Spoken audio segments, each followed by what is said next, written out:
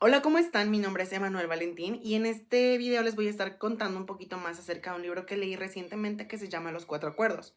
Este libro fue escrito por un autor mexicano, de hecho, que tiene por nombre Don Miguel Ruiz. Lo que me parece más interesante es que está basado sobre la sabiduría de una cultura mexicana que tal vez conozcan o que tal vez no, que se llama la cultura tolteca. En este libro se nos invita a cuestionar nuestras raíces y nuestra cultura.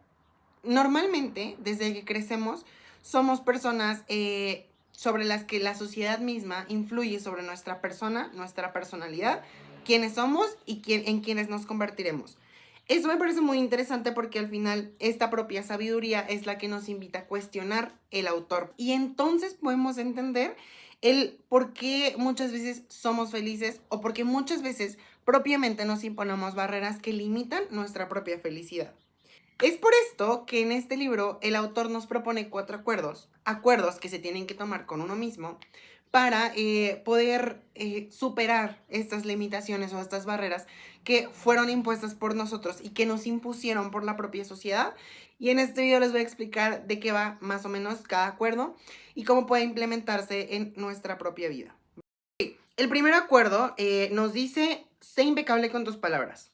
Esta parte me parece muy importante porque hay que entender que las palabras son herramientas de comunicación.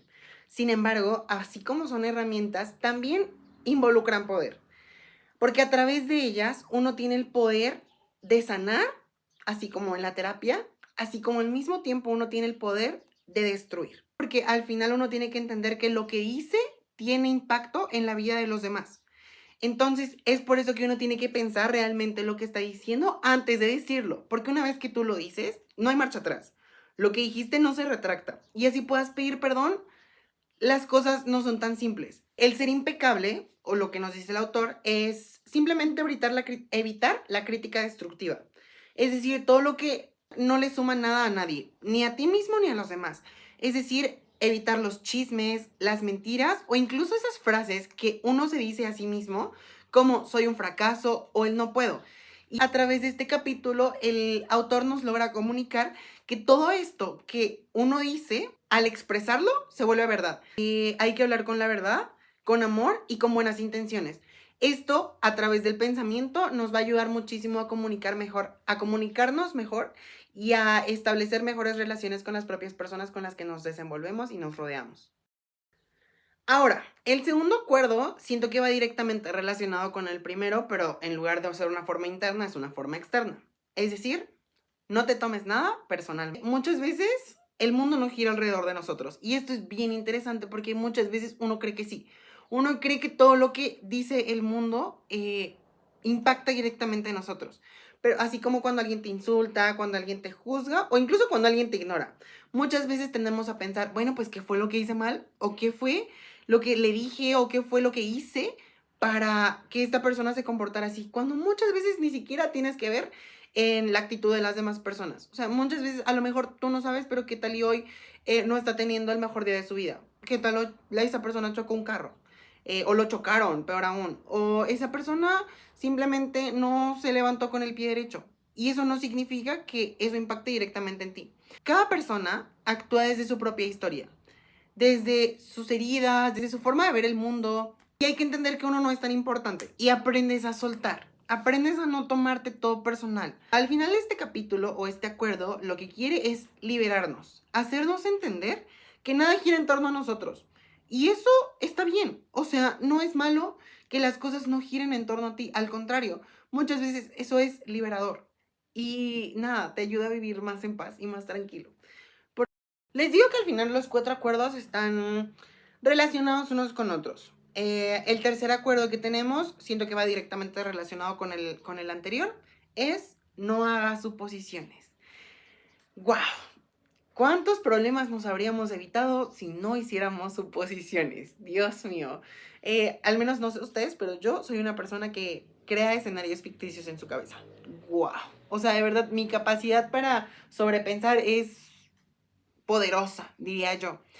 Porque ¿cuántas veces no hemos sufrido por cosas que no eran reales? Solo porque asumimos algo. O sea, solo porque vimos algo y no era real, pero nosotros nuestra imaginación vuela y nos hacemos locos propiamente. Entonces, eso está bien mal, ¿no? No lo creen. Y al final esto es lo que nos propone el autor. O sea, ¿qué necesidad tiene uno, sabes? Asumimos que alguien está molesto, por ejemplo. Que nada, o sea, lo vimos, lo que les decía hace rato, lo vimos, no nos saludó y está enojado conmigo. Se enteró de la vez que yo dije que no, pues nada que ver. Incluso, por ejemplo, cuando uno está en una relación y entonces no te contestó. Y entonces tú te empiezas a decir, ¿y si me está engañando?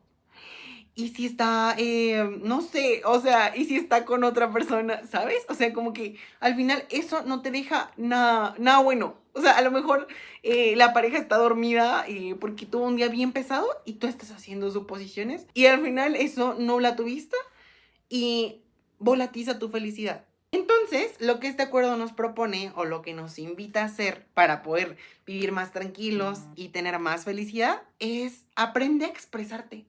Aprende a utilizar tus palabras y pregunta. Porque de verdad uno no sé por qué se nos hace tan complicado preguntar y hablar. Oye, ¿cómo andas? ¿Estás bien? ¿Todo bien? Pues para no preocuparte, ponle, ¿no? Pero nada, uno no tiene que tener miedo a hablar, porque realmente uno a veces preguntando entiende mejor las cosas. O sea, y no tiene nada malo hacer preguntas, incluso en cualquier clase de la universidad. O sea, si tú de repente no entiendes, ¿por qué no preguntas? Y te ahorrarías a lo mejor horas de estudio porque no entendías cierto tema.